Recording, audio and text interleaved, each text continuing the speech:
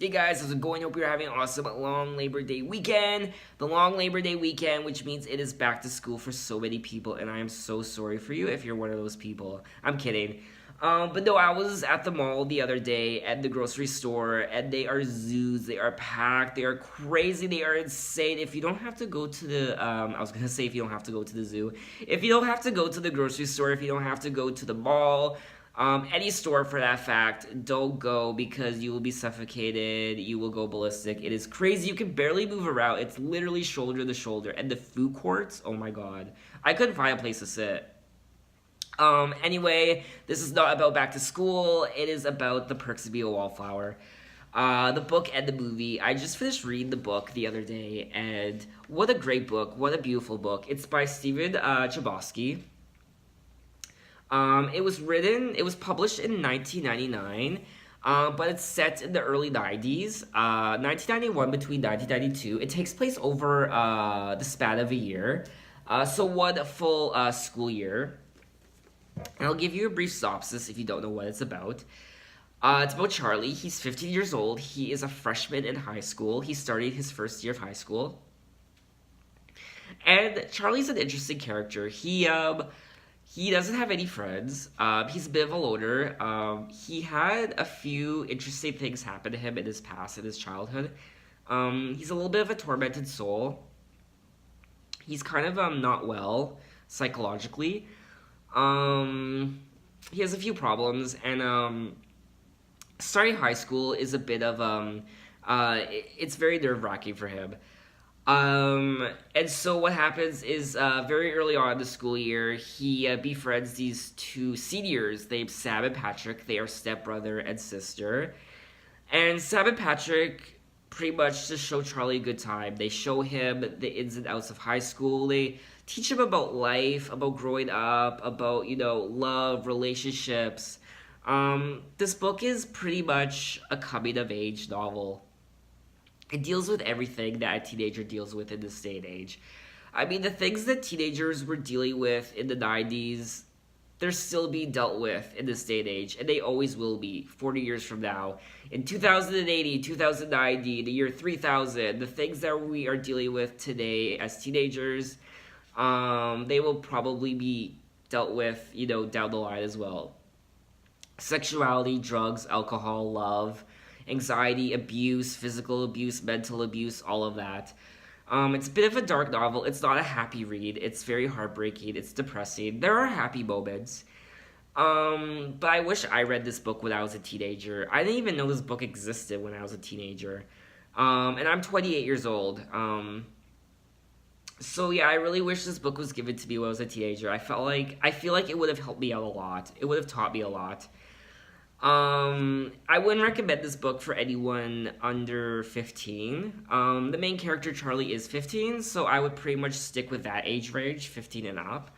But you don't have to be a teenager to read this book. You could be 20s, you could be in your 30s, 40s, 50s. It transcends generations. It's written in first person, so regardless of how old you are, you see this book through Charlie's eyes, so you can kind of project yourself to back to when you were a teenager, whether you were popular, whether you weren't popular, regardless of the clique you ratted. I feel like everyone can find something relatable in this novel.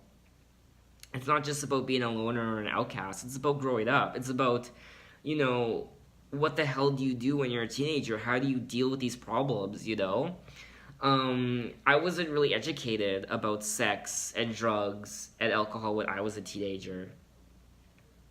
Of course, there was, the health ed classes, but no one really talked to me about those things, which was unfortunate. And this isn't meant to be, a textbook, or anything, but it's just looking at high school through someone's perspective, and it's very good to have, kids need to know about these things. They need to know. They need to know about what drugs are, sex. Of course, it's much easier now and accessible with the internet and whatnot, but just reading it through a story from somebody's perspective, I feel like is a lot better than just reading it from a textbook or sitting in the classroom. So yeah, the book 5 stars, fantastic. If you have not read it, what the hell is wrong with you? You need to read it. And that is an order. Do it. But moving on to the movie. Interesting enough, the book was written by Steven Chbosky, and the movie was written and directed by Steven Chbosky as well. So they're very singular. You know, they are the perfect companions. You know, they are almost identical to one another. Of course, there are elements in the movie that aren't in the book, and there are elements that are in the book that aren't in the movie. For example, I felt like the relationship between Charlie and his sister was very good in the book, something that the movie didn't have, really. It was there in the movie, but it was more so like it was hinted at, whereas in the book you actually get to see them bonding and read about them, you know, going out and engaging with one another, sharing experiences with one another. And what I felt like the movie did better than the book was the presence of Sam. I felt like in the book, Sam wasn't really there. I felt like she was more so a secondary character. Obviously, the book is about Charlie, and it's, you know, through his eyes, his perspective. But I felt like she wasn't even really there a lot of the time. I wish she had more of a presence in the novel, like she did in the movie. And what I liked about the book, you know, was that you get to learn a lot about Charlie's family, about his mom, his dad, about how they grew up, about his aunts, about his uncles. He goes to family gatherings. Whereas in the movie, it's more so just about Charlie and Sam and Patrick. And the music is amazing. The soundtrack, the songs, Come On Eileen. I mean, very on point. It matches the movie perfectly. And though Charlie has all these, you know, heartbreaking, these tormenting things happening to him psychologically and throughout his life, he's a very bright guy. He's a very smart guy. He's a very enlightening guy. I would love to sit down and talk to him. And I would love to know what happened to him after high school. I almost wish there was a sequel to Perks of Being a Wallflower. I just want to know, you know, what happened to him. Did he go to school? Did he go to college? Did he end up becoming a writer, or a journalist? Or, you know, what happened to him? When he, you know, did he survive high school? Did he, you know, what happened to him? So the movie gets 5 stars for me. The book gets 5 stars for me. They are beautiful, amazing. I would pick the movie over the book. I do see myself reading the book more and more and more in the future.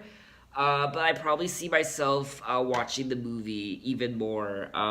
Again, it's one of my favorite movies of all time. It's my favorite teen movie of all time, and it always will be. It's just a fantastic movie for anyone to watch. I guarantee it, you will not be disappointed with either of these. And the book isn't even very long. It's very short. It's just over 200 pages. The text is fairly large, and it's written in first person, and it's written like a diary. So it's not like chapter by chapter. It's split up into different diary entries. So each segment starts with a date and then dear friend.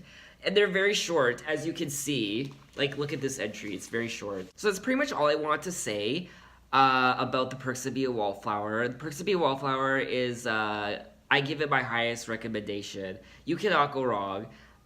You need to read the book. You need to watch the movie. Again, that is an order. Do it right now. Do it today. Do it tomorrow. Watch it on your TV. Watch it on your phone. Watch it on your laptop. Watch it where you need to. Download it however you need to. Buy it.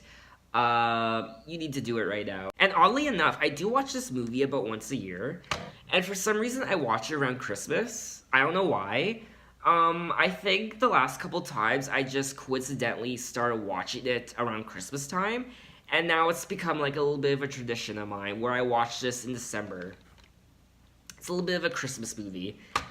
For me. So let me know in the comments if you read the book, if you watched the movie, who's your favorite character, what's your favorite part? What's your favorite quote? I mean, this movie, this book, very quotable. We are infinite. We accept the love we think we deserve. Makes me cry just thinking about it. So yeah, let me know in the comments. Tell me how much you love the book. Tell me how much you love the movie. I almost wish there was a sequel. I wish there is a sequel. Steven Chbosky, please make a sequel. If not a book, please a movie. Please, please, please, please. A part of me doesn't want a sequel though, but just because I like the unknown. You know, it ends so beautifully. I almost don't want to know, but at the same time, I do want to know.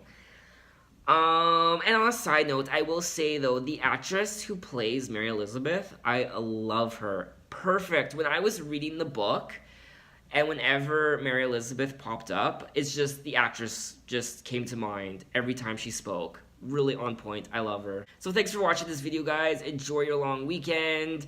Enjoy back to school if you're not going back to school. Enjoy work if you're not working either. Enjoy being unemployed. Do you enjoy whatever it is you're doing in your life right now? Stay happy, stay positive, stay joyful, and